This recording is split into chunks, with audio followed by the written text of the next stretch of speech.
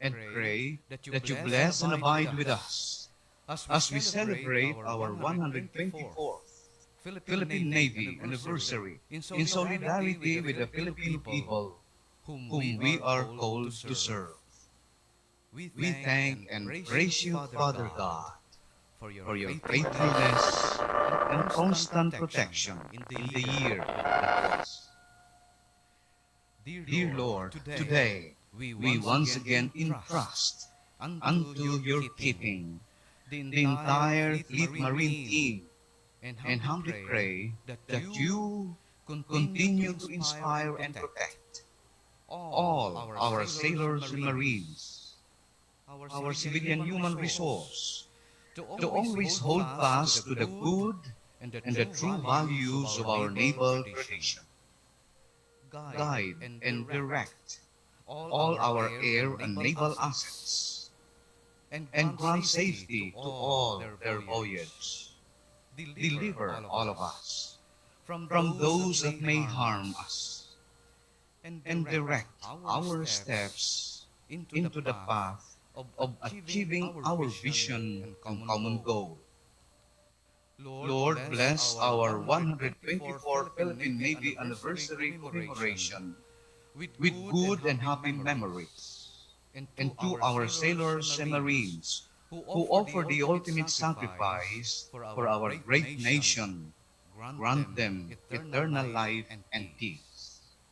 O gracious God and provident Lord of history, continue to bestow your abundant blessings and guidance on us as we sail on as Hukbong Dagat ng Pilipinas, Lakas mula sa Karagatan, Kakampi at Tagapagtanggol ng Mamamayan. We implore you, O God, to bring to fulfillment the good works that you have begun in us. All this we ask in God's mighty name. Amen. Please be seated. At this point, the flag officer in command, Vice Admiral Luis Esperdado, Philippine Navy, will give his welcome remarks and subsequently deliver his anniversary message. First of all, I would like to acknowledge our guest of honor, whom I will be introducing later, the Secretary of National Defense, Secretary Delphine Digrillo Lorenzana, sir. And his wife, Mrs. Edita Lorenzana, ma'am. Thank you very much for coming. And of course, the Secretary of the Department of Science and Technology, Secretary Fortunato T. de la Peña, sir. Thank you very much, sir, for coming. The Philippine Navy is the naval component of the country's national defense.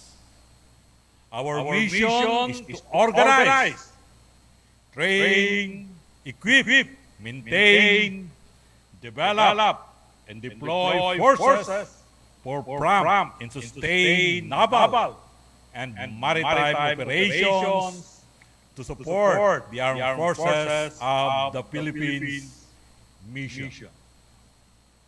For 124 years, we have been a reliable protector of the country's maritime interests.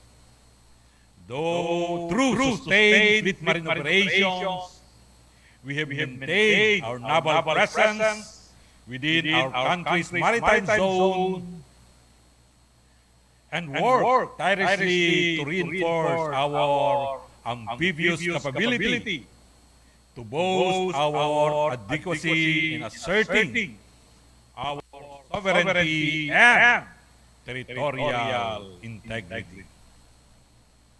Today, in front of our Secretary of National Defense, I lead the entire Fleet Marine team in celebration of the 124th Philippine Navy founding anniversary. Happy anniversary, Team Navy! Happy anniversary, Team Navy! Happy birthday! Please give yourselves a round of applause.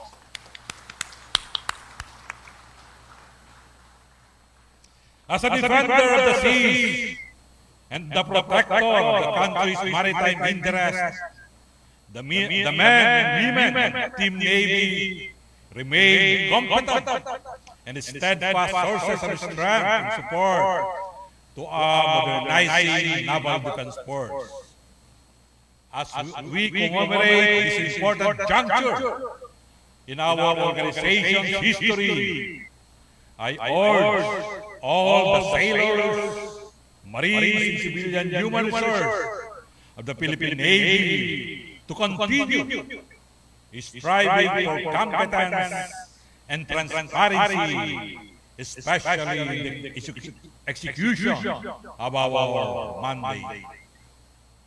For the past year, we have several accomplishments, substantial accomplishments. We have continuously sustained the deployment of our fleet marine units for the conduct of surface, naval air, amphibious and naval special operations all over the archipelago. And this mandate has been steadily boosted by our continuous modernization thrust, which comes in the form of naval assets and automation, facilities, personnel, and a modern mindset. In terms of naval assets, our modern acquisitions have upgraded and will boost our surface and air warfare platforms and systems in the future. Even as we decommission many of our ships in the past years, we make way for the requirements of our two Navy missile-capable frigates, BRP Rizal and BRP Antonio Luna, our unmanned aerial systems, makikita nyo rito sa ating kaliwa,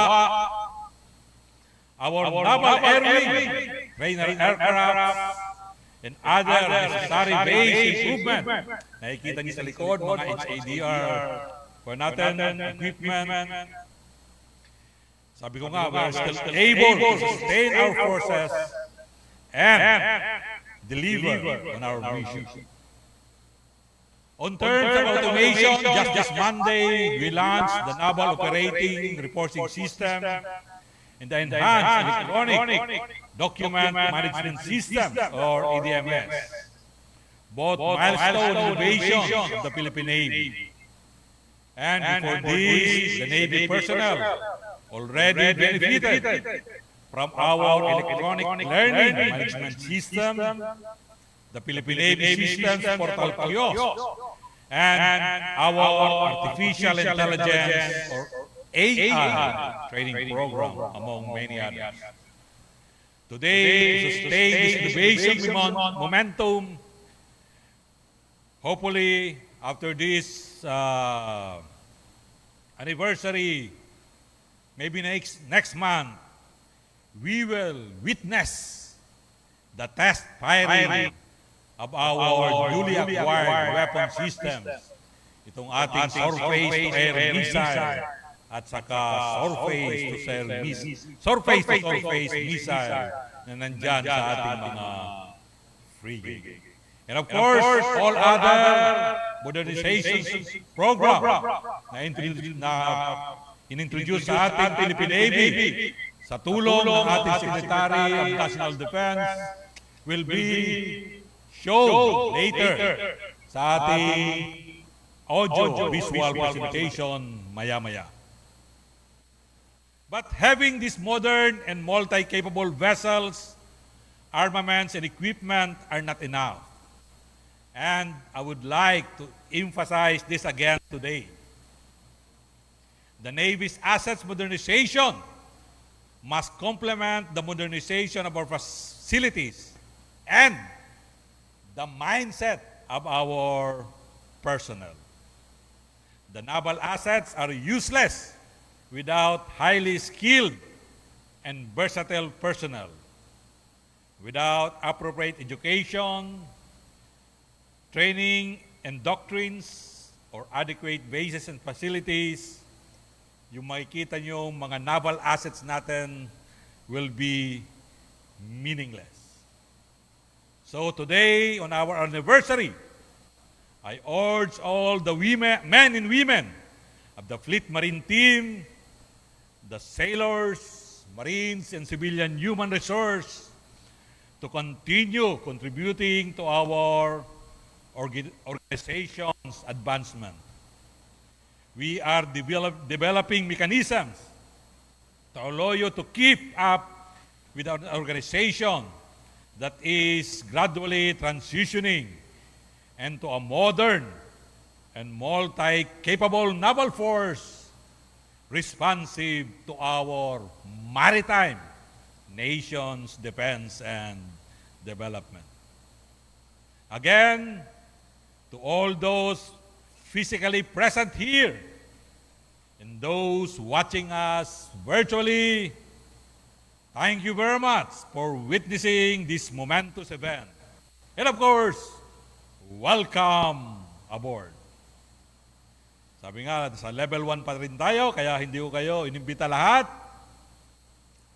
Stay safe, fit, healthy, and strong always. God bless us all. Thank you very much. Thank you very much, sir. To give due recognition to best performing units, deserving officers, enlisted personnel, and civilian human resource of the Philippine Navy, we now move on to the presentation of awards. May we request our guests of honor to present the awards to be assisted by the Flag Officer in Command, Philippine Navy. For being a judge as the Type Command of the Year, a plaque of merit and Flag Officer in Command, Philippine Navy streamer is presented to Philippine Fleet.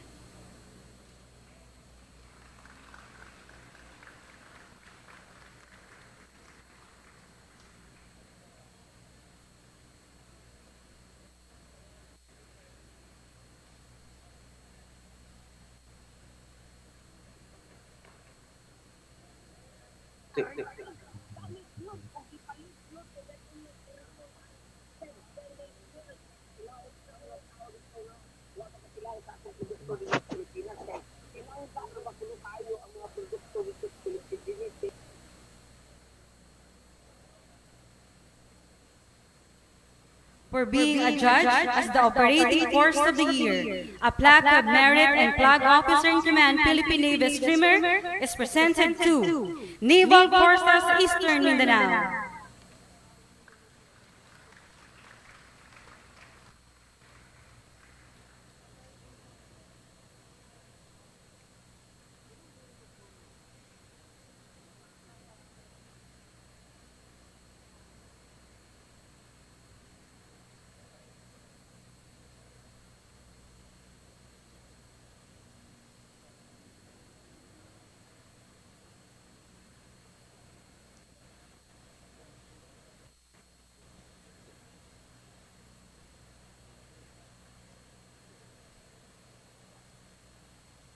For being a judge as the Support Command of the Year, a plaque of merit and Flag Officer in Command Philippine Navy streamer is presented to Naval Education, Training, and Doctrine Command.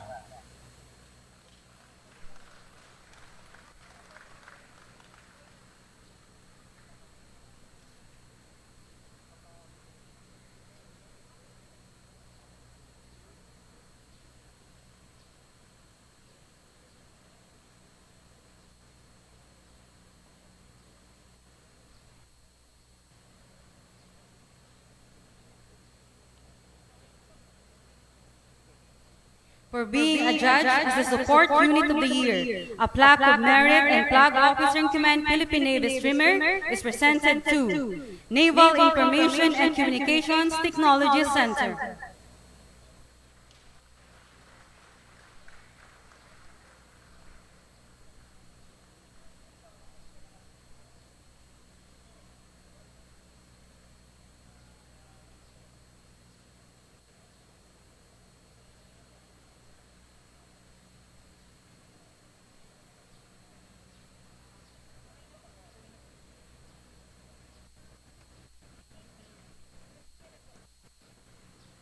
For being a judge as the Philippine Fleet Operational Unit of the Year.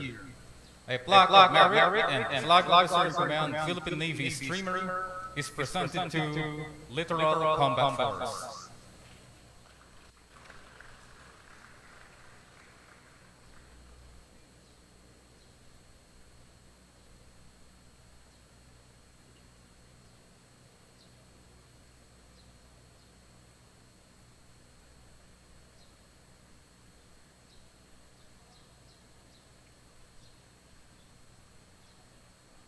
For being a judge as the Philippine Marine Corps Best Brigade of the Year, a plaque of merit and flag officer in command Philippine Navy streamer is presented to 3rd Marine Brigade.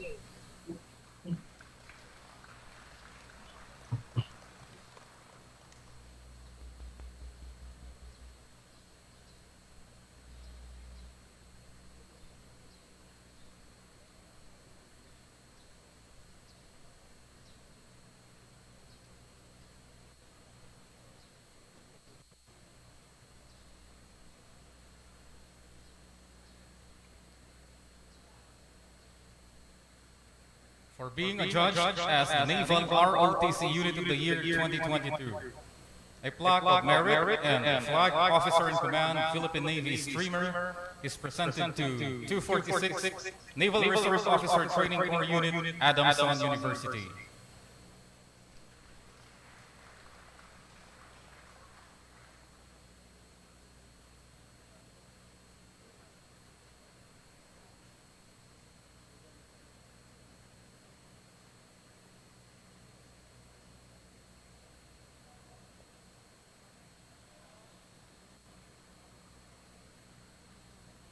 For being a judge, the enlisted personnel of the year 2022, a plaque of merit and badge is presented to Quartermaster First Class Ricky T. Pahariliaga, Philippine Navy.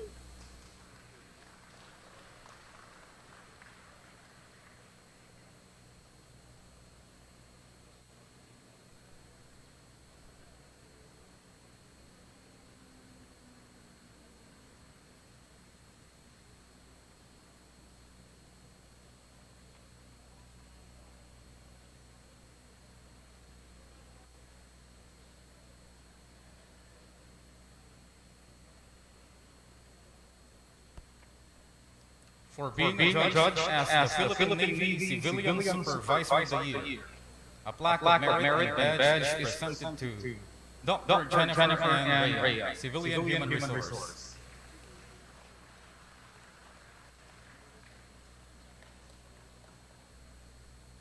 We now have the individual medal awards.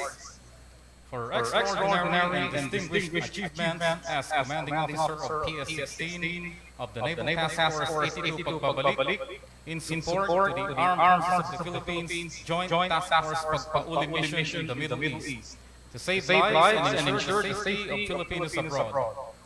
The Order of Lapu-Lapu with the rank of Kamagi is awarded to Captain Francisco Luis A. Lapu, Officer-11330, Philippine Navy General Staff Corps.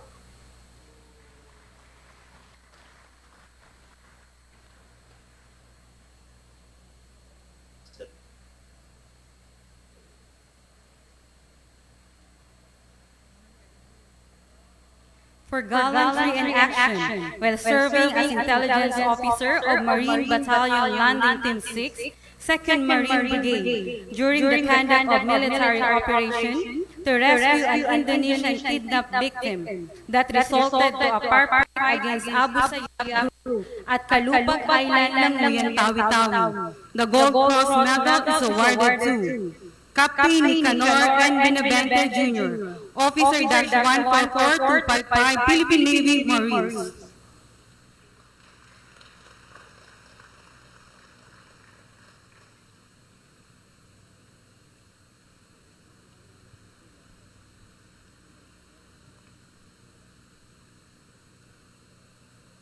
For meritorious and distinguished achievements for providing timely intelligence during the successful conduct of focused military operations and combat clearing operations at Kalupag Island, Languyan, Tandungan Island, and Tandubas Tawi-Tawi,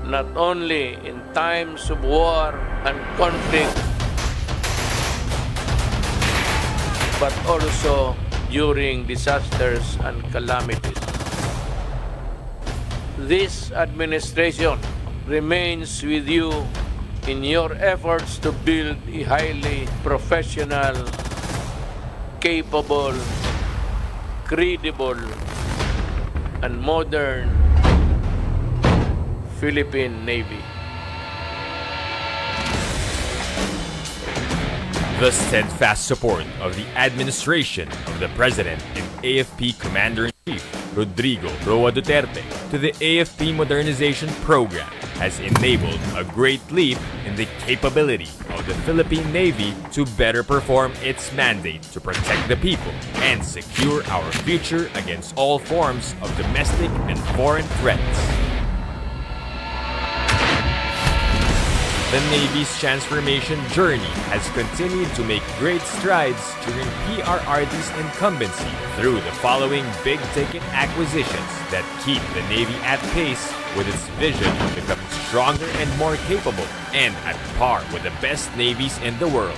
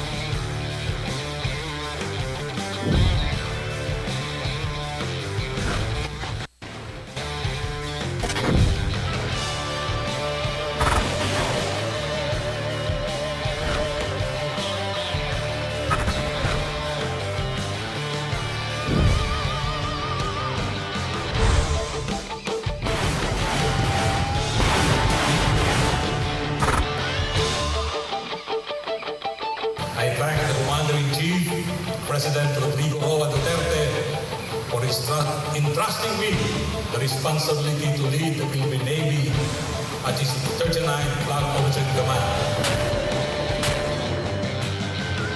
These acquisitions are complemented by facilities and infrastructure projects aimed to reinforce operations and boost the morale of troops. Today's groundbreaking ceremony is part of the Philippine Navy's conscious effort to provide our personnel in their dependent with healthcare services that they deserve.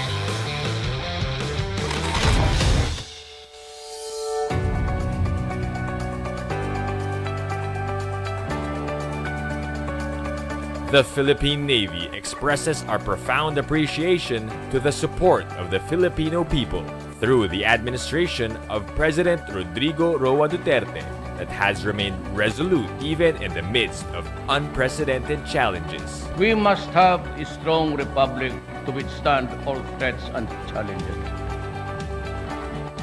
I believe the Philippines will be very strong military. With this, we reaffirm our commitment to fulfilling our mandate in maritime security and territorial defense as we continue to transform toward becoming modern and multi-capable Navy, responsive to our maritime nation's defense and development. Long live the Philippine Navy of the Republic of the Philippines.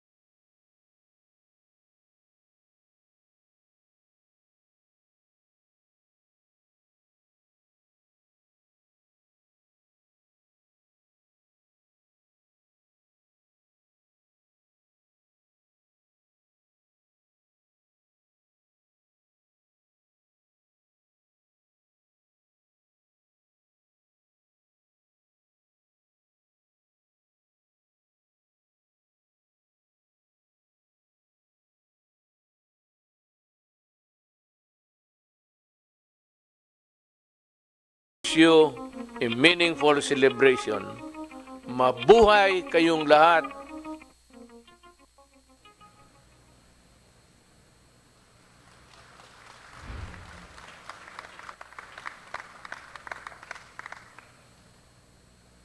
And that, ladies and gentlemen, is the Philippine Navy's capability development under President Rodrigo Duterte's administration. At this juncture, the Flag Officer in Command, Philippine Navy, will now introduce our guest of honor and speaker.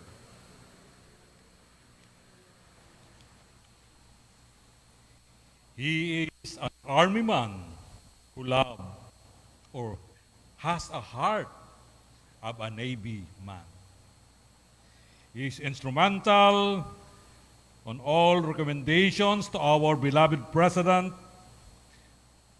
Those equipment, naval assets, and of course, modern vessels, capabilities and capacities that you have witnessed a while ago in our audio-visual presentations.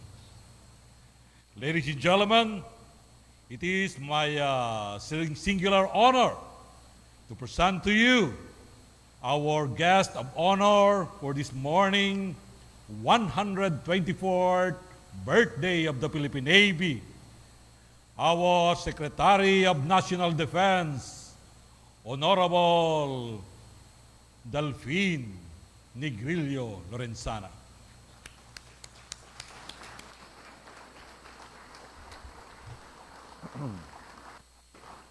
Kindly please sit down.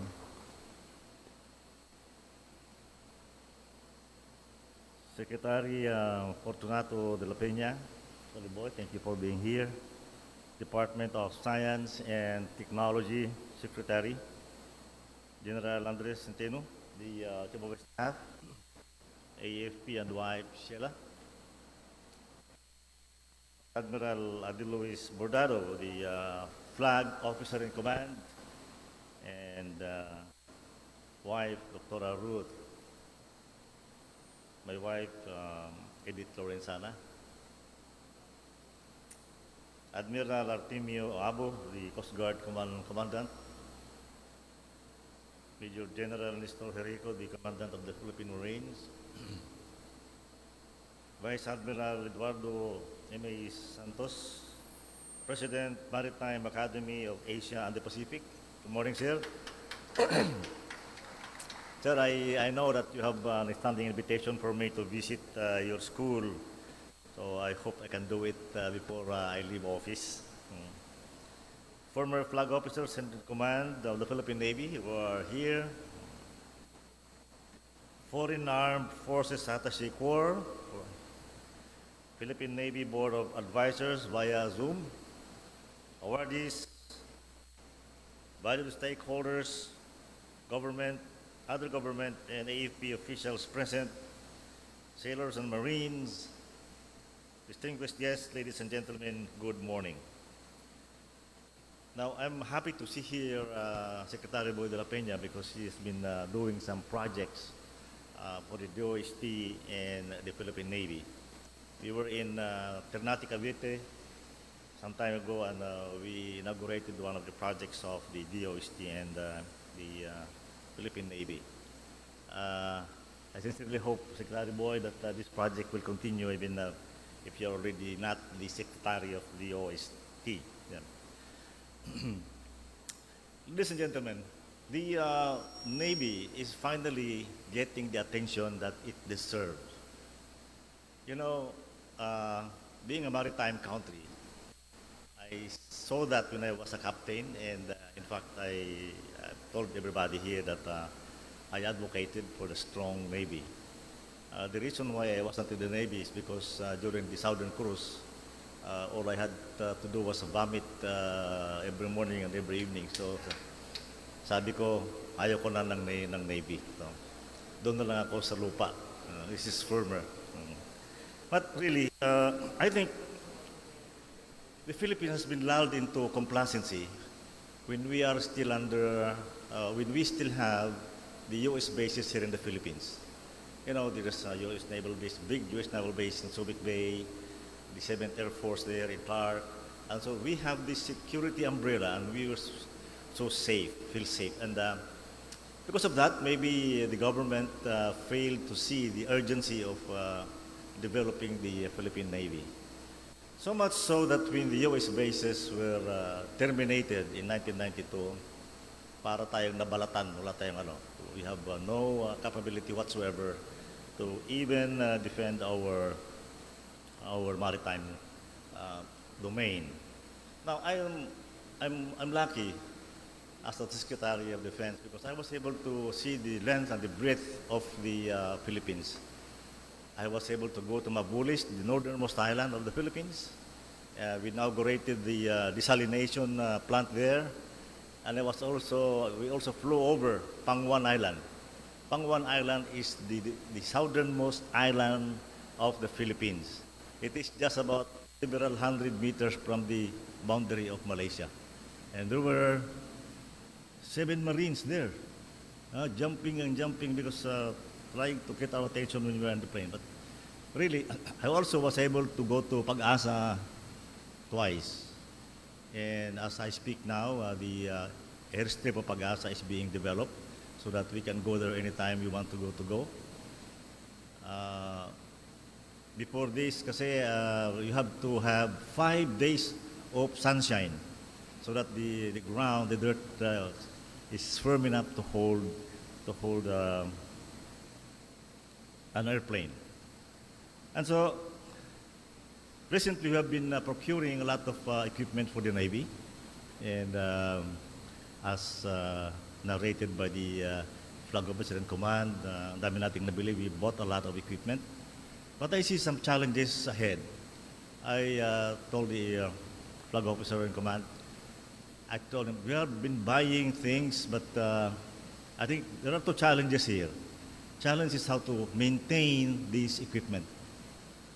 Paano natin i-maintain yan? An equipment that is, or a ship that is not ready for sea is a useless ship. Kung naka-anchor lang dyan dito, hindi wala ginagawa, I think we might as well ipagbili na natin scrap iron yan. But we need ships that could go there and patrol our maritime domains. So the challenge now for the next Flag Officer in Command, Chief of Staff, and the Secretary of Defense is to convince Congress to allocate more funds for the maintenance of this equipment. Number 2, I also told the Flag Officer in Command that we have been buying capital ships. Wala naman tayong paradahan. We have no adequate naval base to park those ships.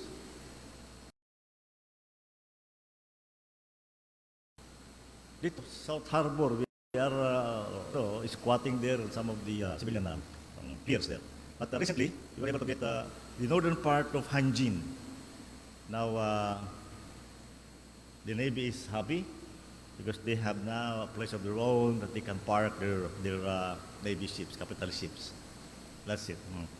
And another thing also, I've been telling the Navy to plan ahead.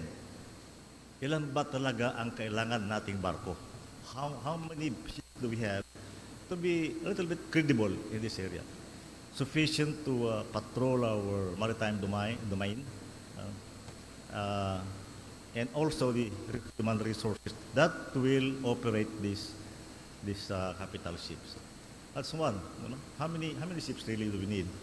How many naval bases do we have to build all over the country? I think we're talking, diba, Adel, one in we have the Hanjin here, one in the Visayas, and one in Mindanao, probably in Bungao, in Tawi-Tawi, and also in Balabac. So these are all being thought of by the leadership of the Philippine Navy, and I'm happy that they are embracing these ideas. Na going forward, huwag tayong kontento lang na bili tayo ng bili. It's just like buying a car. If you buy a car, then you have to plan how you maintain that car. Otherwise, it will just stay in the garage and will not be used.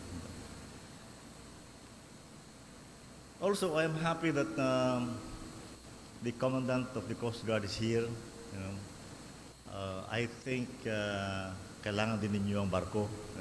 You also need ships. If you see the number of ships that are being used, that are flying the West Philippine Sea, it's more Coast Guard than anything. You need more Coast Guard ships so that you can work in tandem with the Philippine Navy. Yeah.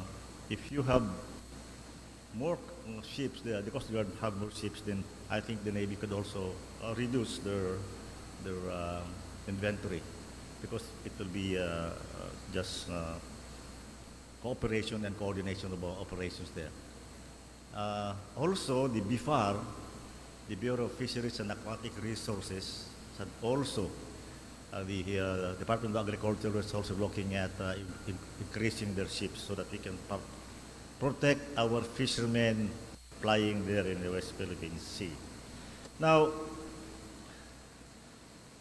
also one of the reasons why we have neglected our Navy is because of the problems on the ground. The insurgency that has been bedeviling us for the past 53 years. Now we see in the near future the end of this insurgency with the whole-of-nation approach that we have been implementing for the past several years. Now, pagka lumiit na yung ating, pagka-solve na yung ating insurgency, if you have solved the insurgency, I think there is a need to reduce the ground forces of the AFP, and consequently we can increase the assets and resources of the Philippine Navy. We can whatever we save in reducing our ground forces, maybe the Army could be reduced to about a third of what it is, 2/3 of what it is now, because we see. I'm very confident that the ground forces will be able to solve the problems of insurgency in the Philippines. And we thank that this development to the guidance and leadership of the President. So a lot of people have been thanking me, the Navy, retired, Air Force also retired, because of the numerous assets that we have procured for their service during my time. And I always tell them that it's because of the President. It's because of the President. And he always say during his speeches when you go around that everything that I ask, he gave it to me. Lahat ng hiningi ni Delpin, sabi niya, ibinigay ko. Oh, that's true. 100%. I asked for funds, bigay niya. I asked for more troops, binibigay niya. In fact, kung hindi lang sana nagka-COVID, we could have bought more equipment for the armed forces. But anyway, even if there was COVID, we were able to accomplish what we set out to do. And so, my advice to the Philippine Navy is to take care of this equipment that you have acquired, make them operational all the time, and also keep improving the skills and expertise of your sailors and Marines. With that, happy anniversary at mabuhay tayong lahat. Thank you very much, sir, for your very inspiring message.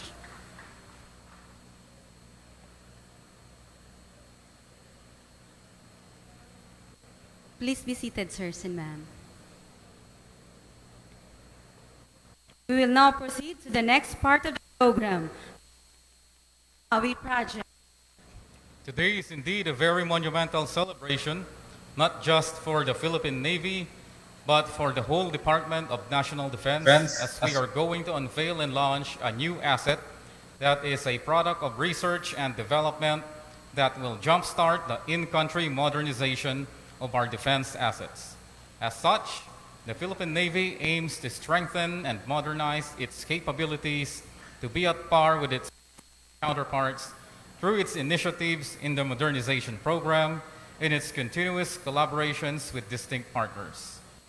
Project BUHAWI, which stands for Building a Universal Mount for Heavy Barrel Automated Weapon Integration, is a collaboration between the Department of National Defense with the Philippine Navy, Department of Science and Technology, Metals Industry Research and Development Center, and the Mechatronics and Robotics Society of the Philippines. To know more about the project, let us all watch the information video.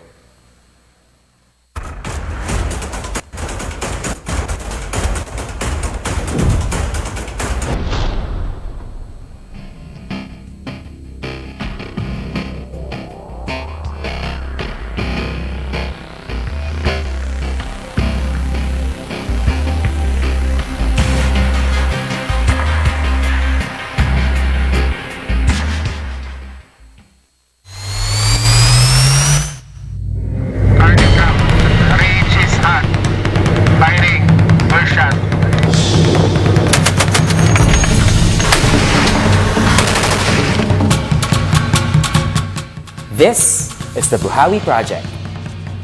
BUHAWI, which stands for Building a Universal Mount for Heavy Barrel Automated Weapon Integration, is a fully automated remote weapon station armed with a 50 caliber heavy barrel machine gun designed to improve the firepower capability of the Philippine Navy. Promoting the adage, Gawang Pilipino para sa Pilipino. BUHAWI is a collaborative project undertaken by the Department of Science and Technology with the Metals Industry Research and Development Center, the Department of National Defense with the Philippine Navy, and the Mechatronics and Robotics Society of the Philippines, which started through a Memorandum of Agreement signed in 2018. As the implementing agency, DOST MIRDC funded and led the first phase of the project in 2019, which included the design and development of BUHAWI's mechanical system.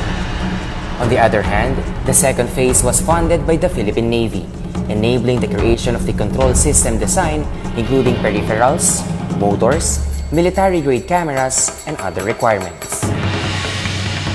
In order to prove the project's functionality, reliability, and durability, a series of land-based live test fires were conducted with the Naval Sea Systems Command, together with the Naval Research and Technology Development Center. With the success of the project during the land-based tests, the next step undertaken was installing BUHAWI onto one of the Navy's patrol crafts, BRP Heracleo Alano or PC-376. Together with the Naval Combat Systems Center and the crew of PC-376, the installation and debugging phase followed, along with the fabrication of the floating target to be used during the test fire.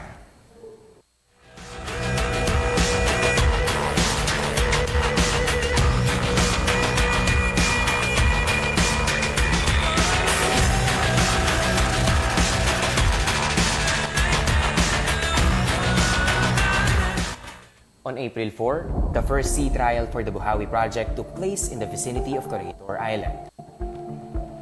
To ensure the safety of local fishermen during the test fire, a separate Navy crew on board an MPAC vessel was deployed to secure the Gunnex area. Meanwhile, at the PC-376, Navy and MIRDC teams alike prepare for the firing sequence to commence. Once cleared, the firing sequence at different intervals and varying distances began. Firing. First shot.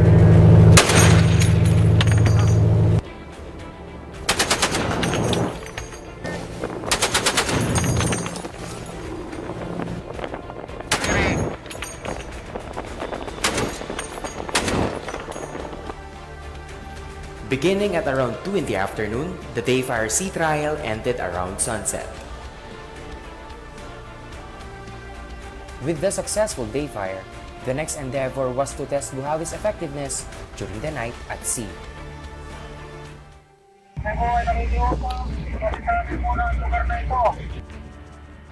Starting at around 2 in the morning, the current sea state proved to be quite a challenge to the BUHAWI. However, after a few more attempts, target was locked and shots were fired.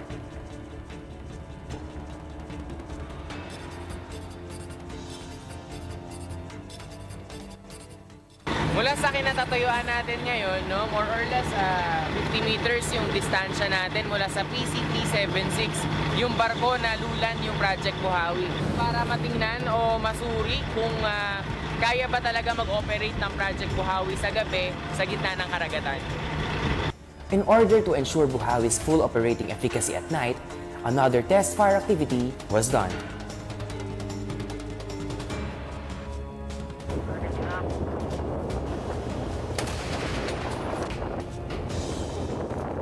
This time, not only was the target acquired, the floating target sunk due to the hits it sustained. I am Lieutenant Commander Jimmy Jr. P. Limana, Philippine Navy, and I am the Executive Officer of PC-376. For the past 2 months, we conducted a series of sea trials for the BUHAWI weapon system, and we tested it in both day and night operation, as well as in the various sea state up to sea state 3.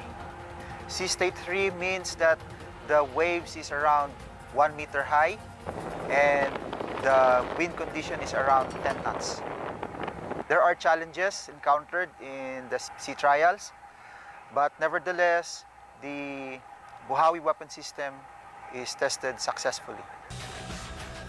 With this, the joint project is envisioned to reach a phase wherein more BUHAWI units can be locally manufactured, proving that Filipinos can create and develop defense technologies that are at par with the current global trends. Surprisingly, the BUHAWI weapon system is better in terms of accuracy compared to the other or similar weapon system that we acquired through our modernization. And I would say that the BUHAWI weapon system can be at par once the BUHAWI weapon system reaches its mature state. It will become one of the fixture of every Philippine Navy gunboats in the future. With its automated capability, BUHAWI aims to reduce the risk to life among military personnel during combat operations. Similarly, this vision promotes the Self-Reliant Defense Posture or SRDP program of the Department of National Defense, wherein the main thrust is to become self-sufficient in manufacturing weapons, small arms, ammunition, tactical communications equipment, basic land vehicles, small sea crafts, among others. With the BUHAWI project trial's success, technology transfer is set to take place accordingly. As the Philippine Navy embarks on another year to perform its mandate to achieve maritime security, the BUHAWI project is but a clear manifestation of the organization's intent to optimize its resources. Partaking in a collaboration with both public and private sectors, on the other hand, is an indication that the Navy welcomes the application of a whole-of-nation approach to fulfilling its mandate.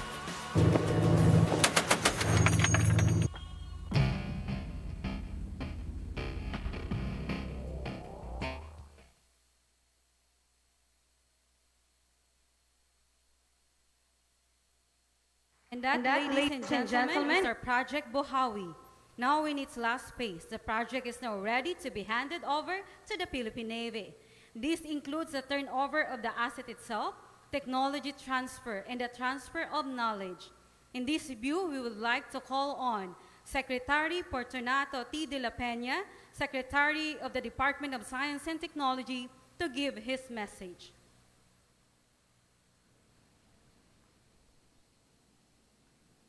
To Secretary of National Defense, Del Lorenzana, to the Chief of the Armed Forces of the Philippines, Lieutenant General Andres Santino, to our Flag Officer in Command of the Philippine Navy, Vice Admiral De Luis Bordado. Of course, I would like to greet also our Father Chaplain, and to the honorable officials of the Philippine Navy and the Armed Forces, the wives of our officials, and to our partners in this project, the Mechatronics and Robotics Society of the Philippines, represented by Engineer Maricel Tioganco, and the representative of our partner, the Industrial Controls Corporation, Engineer Hoben. And from the DOST side, we have the Metals Industry Research and Development Center, represented by Engineer Robert Dison, and who is the Executive Director, and the Philippine Council for Industry, Energy, and Emerging Technology R&D, represented by Engineer Nilo Peña. Ako po ay nagagalak at I really feel very honored to be here today, and masaya po ako for 3 reasons. Unang-una, ngayon lang po ako naka-experience ng Arrival Honors sa buong buhay ko. Maraming pong salamat. Pangalawa po ay talagang nasasayahan ako na nakumpleto namin sa partnership ng DOST, MIRDC at ng Philippine Navy itong BUHAWI project. Gaya nga na nabanggit ni Secretary Del, magkasama kami noon sa Ternate, Cavite nung unang mga test pa bago mag-pandemic. At nagagalak din po ako dahil alam po ninyo, atin-atin na lang, pero one of my most favorite fellow cabinet members is Sec. Del Lorenzana. Parang kailan lang po na kami ay pinatawag sa Davao. I still remember the date. I think it was May 30, 2016. Akala ko po ay i-interviewin ako, pero nung tinawag na kami sa room, yun daw ay meeting ng incoming cabinet. Lahat po kami ay nagulat. Anyway, ngayon pong patapos na kami, natutuwa ako at nakasama ko dito si Sec. Del Lorenzana. Unang-una, gusto ko lang banggitin na dito po sa administrasyon, itong last 6 years, ay isinama namin sa National Harmonized Research and Development Agenda na inaprubahan ng Cabinet ang paglalagay ng priority sa defense research and development. Although ang itinawag po namin doon ay R&D in human security. At ngayon ay isa sa mga proyekto na talaga namang nagawa natin at natutuwa ako sa feedback coming from our partner, the Philippine Navy. Itong BUHAWI ay maita-turn over na namin ngayon. Alam po ninyo, nagpagawa ang DOST ng isang foresight study, Science Technology Foresight Study, na ginawa ng National Academy of Science and Technology. At nung ito po ay lumabas, ang ipinamagat dito ay Pagtanaw 2050. At ang isa pong napakahalagang aspeto nito ay ang pagbibigay ng focus sa Pilipinas bilang isang marine and archipelagic nation. Kaya makikita natin ang magiging role ng Philippine Navy, ng ating marina, ng ating private sector concerned with the marine and our seas. And many other sectors in the plan actually will support the drive to make the Philippines a truly, shall we say, developed and strong marine and archipelagic nation. Ito pong BUHAWI, hindi ko na i-describe kung ano ang kanyang kakayahan, pero ang alam ko dito ay ginamitan na nga nitong robotics para nang sa ganon ay maging mas effective, mas ligtas ang ating mga Navy personnel na siyang gagamit nito sa Navy ships. At meron din po itong aspeto na malaki po ang matitipid ng ating bansa. Sabi nga ni Sec. Del, itong ating self-defense reliance posture ay at ito po ay magbibigay hindi lamang ng mga savings sa atin kung ito ay magagamit at mako-commercialize. Ito po ay mag-generate ng jobs at marami tayong madedevelop pa ng mga parts. Balang araw, pwede rin tayong mangarap na tayo ay mag-e-export ng mga produkto natin for defense. And gusto ko ding ipagmalaki na hindi po ito ang huli naming proyekto dito. Kanina, kausap ko si Captain Fabic na in charge ng Naval R&D. And sabi niya, salamat dahil ang 6 na proyekto namin sa aming Research and Development Center ay kapartner namin ang Department of Science and Technology. So, inaasahan ko na ito ay magpapatuloy. Actually, hindi lamang po sa Philippine Navy ang aming mga proyekto na ongoing. Halimbawa, meron na, siguro po pwede ko nang i-announce na yung isa naming proyekto after BUHAWI, ang pangalan naman ay Cobra. Ang ibig sabihin po nito ay controller-operated battle-ready armament. Pero ito po ay para sa Philippine Army.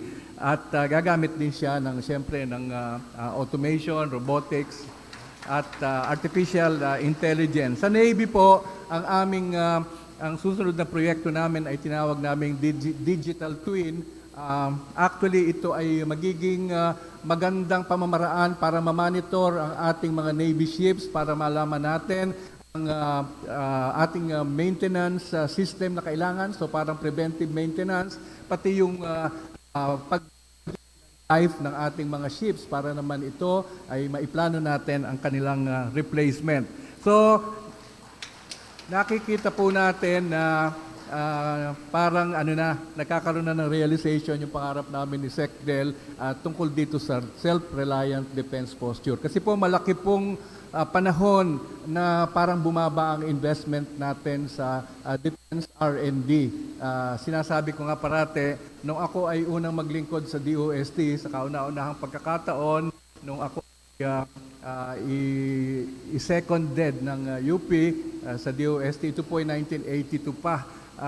Bilang head ng planning service ng DOST, nakikita ko na malaki ang investment ng national defense sa R&D. Pero at a certain point bumaba at natutuwa ako na ngayon ay muli na namang tumaas at naging very significant na po ang aming partnership. We are really proud about the feedback that we get from the Philippine Navy on this project. Siguro ipagmamalaki ko rin na yung isa naming proyekto na may kinalaman naman sa space technology, kami po ng DOST po at DND ang Vice Chair ng Philippine Space Council na pinamumunuan ng ating Pangulo. Dito po, bukod dun sa aming development and technology, yung ating mga Philippine-made micro and nano satellites, ay meron din kaming human resource development program na imbes na pupuro sa abroad magte-training yung ating mga space engineers ay makapag-train na tayo dito. At ang magandang balita po, ang kauna-unahang batch namin na inaasahan namin magtatapos, parang 8 yata sila na matatapos na, candidates for graduation. 2 po dito ay coming from the Philippine Navy.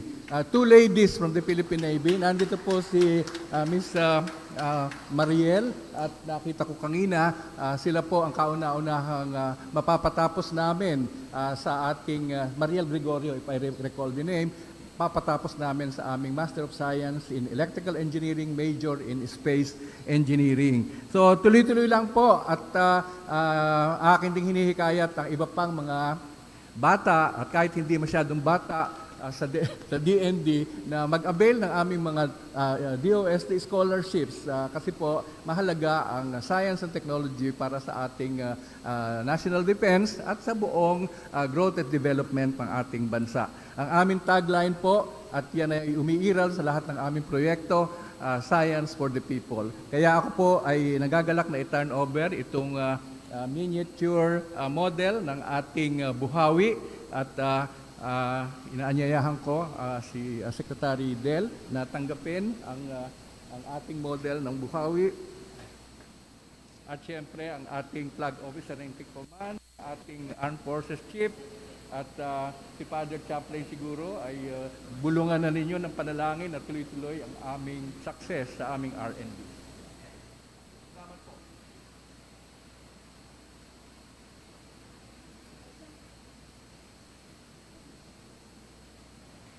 The miniature is a 3D printed model of the Buhawi prototype, which symbolizes the Buhawi as a product of rigid research and development that utilize not only additive manufacturing, but other Industry 4.0 technologies like artificial intelligence and automation.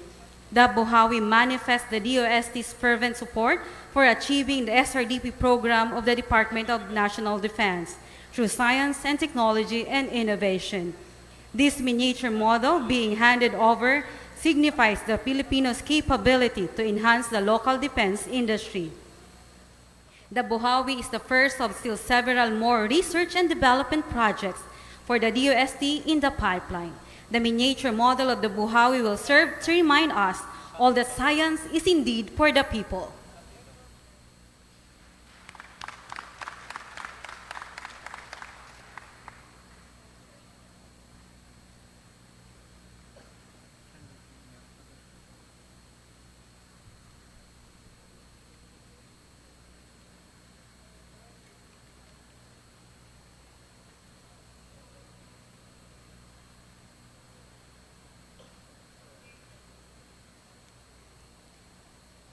Likewise, same miniature will be given as memento by the Secretary of Department of Science and Technology to the Secretary of National Defense.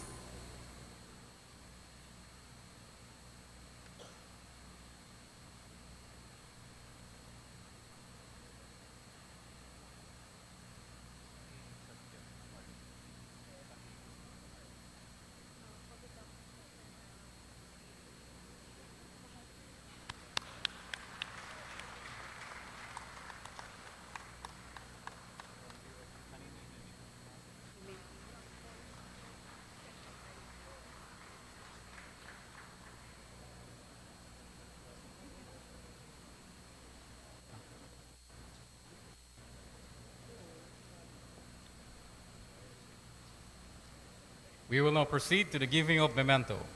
The Flag Officer in Command, Philippine Navy, will present a memento to our guest of honor.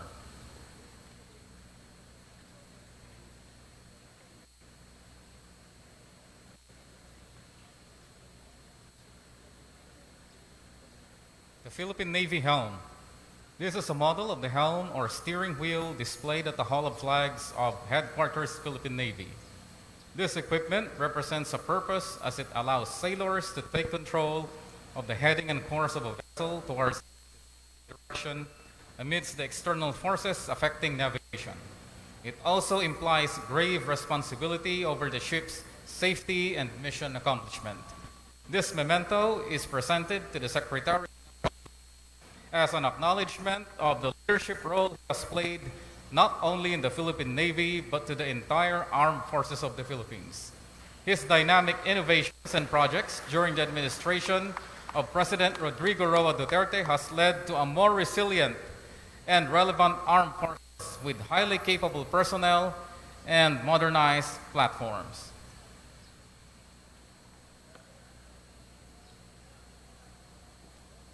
Thank you, sir.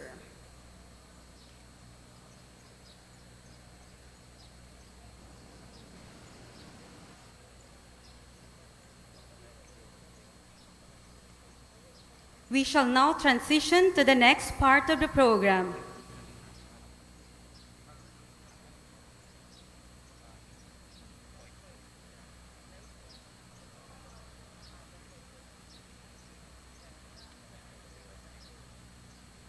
Likewise, a memento will also be given by the Flag Officer in Command, Philippine Navy, to the Secretary of the OST, which is a miniature of BRP Jose Rizal, the flagship of the Philippine Navy.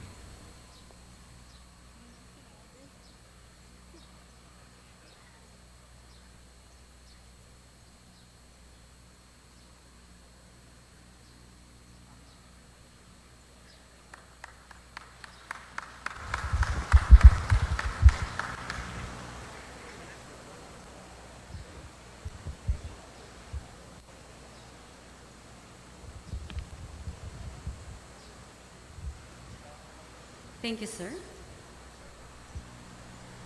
At this juncture, we shall now transition to the next part of the program, the sign-off ceremony, which will be conducted at Commodore Divino Pair, just at the back of the stage. May we request our guest of honor and the Flag Officer in Command to proceed at the canopy beside the stage. The Commander and Deputy Commander of the Philippine Fleet will assist as we will be sending off the newly refurbished and upgraded boats of the Philippine Navy, BRP Heracleo Alano PC-376 and Port Boat Attack Division to their respective missions.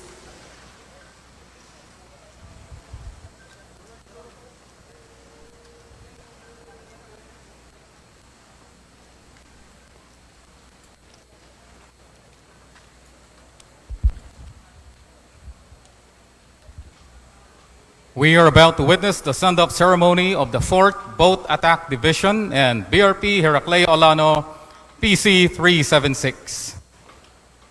The commanding officers of BRP Heracleo Alano and the 4th Boat Attack Division will present the officers and men of the respective vessels to the Commander, Philippine Fleet.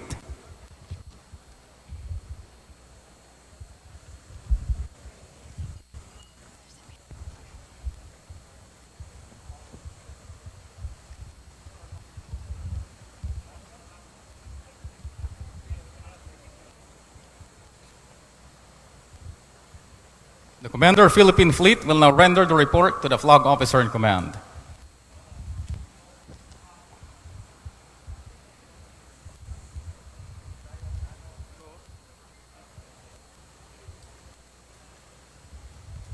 The Flag Officer in Command, Philippine Navy, will now render the report to the guests of honor.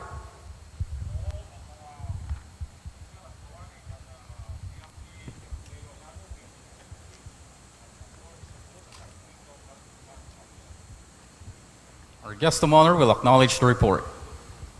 The Flag Officer in Command, Philippine Navy, will now accompany our guests of honor for a ceremonial peace bump to the commanding officers of vessel bidding farewell.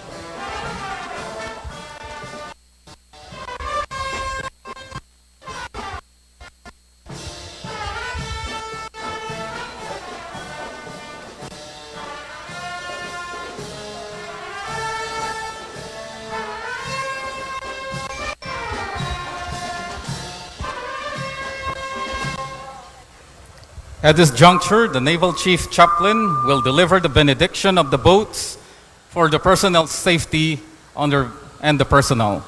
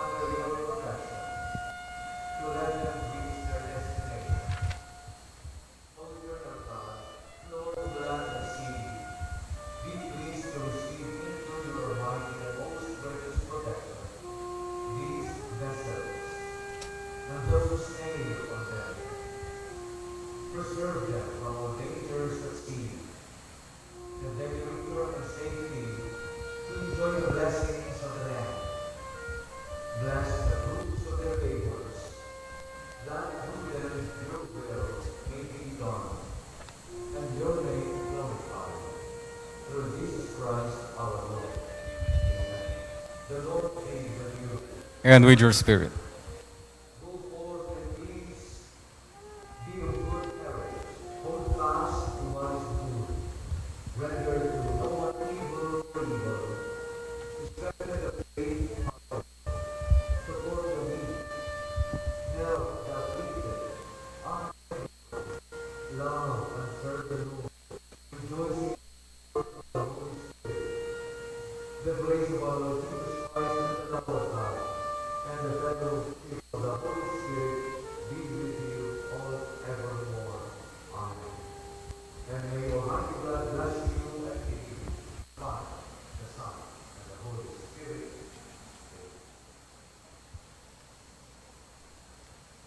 The Commander, Philippine Fleet, will now render the readiness of the vessels to depart.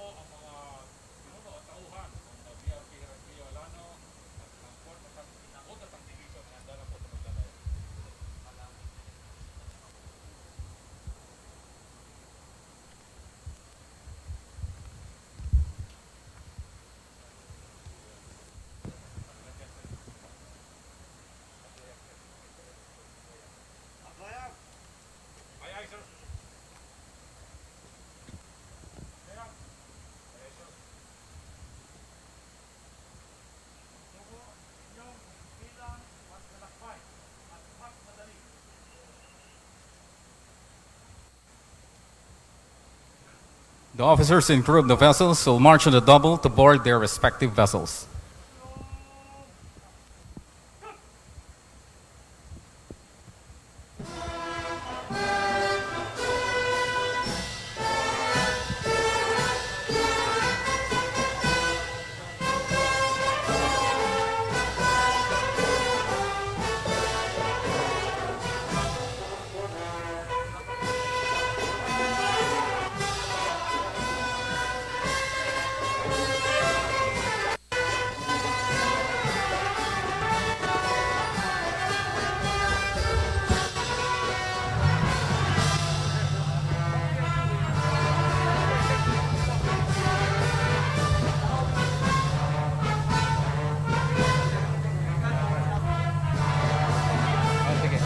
The boats will now pull out from the Commodore de Bino Pier when all the crew and personnel have embarked the boats.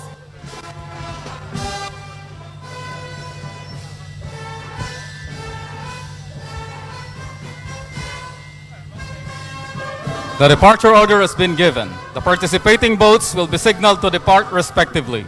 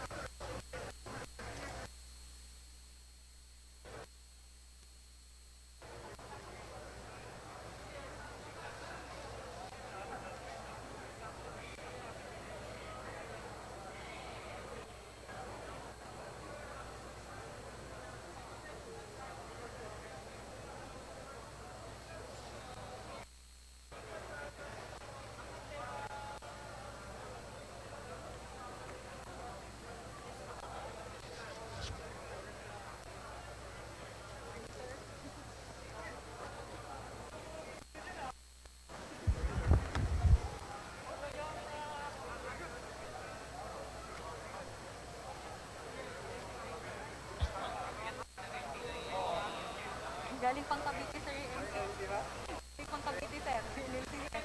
NLC NASCOM, sir.